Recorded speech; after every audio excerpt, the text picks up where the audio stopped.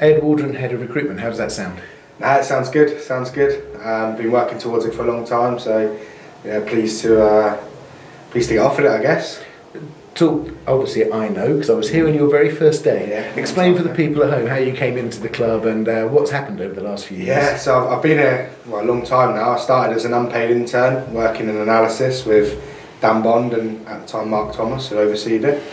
It was in 17-18, the Pep Clotet, Derek Fazakli, Carl Robinson season. Yeah. So yeah, no, it's been a long time. And then 2019, I took a job at Bordeaux, which was challenging, but a rewarding thing. At that time, I remember saying to you, you've got to go for it because 100%. You've got to spread your wings and see what happens. 100%. And like I said, it didn't quite work out as I'd hoped. The club was difficult, but I would still make that decision again. I would still go again. It was an incredible experience for me, and yeah, loved every minute. At that point, you didn't have to come back to Oxford United. Other clubs would have welcomed you. So why come back? I could just see, obviously, the year I went, it was a successful season. I could just see that everything that we'd been building towards was coming to fruition, and I could see the ownership was improving. I could see everything off the field was getting up to speed with where it needs to be in terms of being able to compete in League One.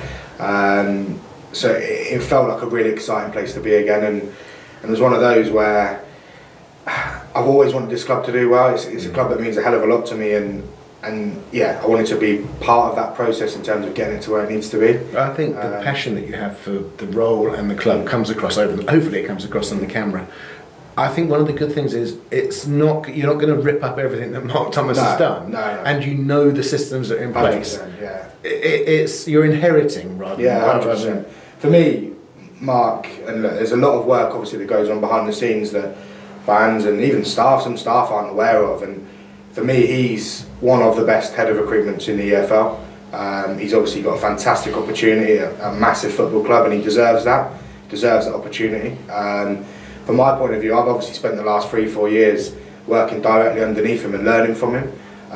So yeah, you're right, it's not going to be a case of rip everything up and start again, because look, we've made mistakes this year. We know that. We know where it's gone wrong. We've addressed that, and we will continue to address that.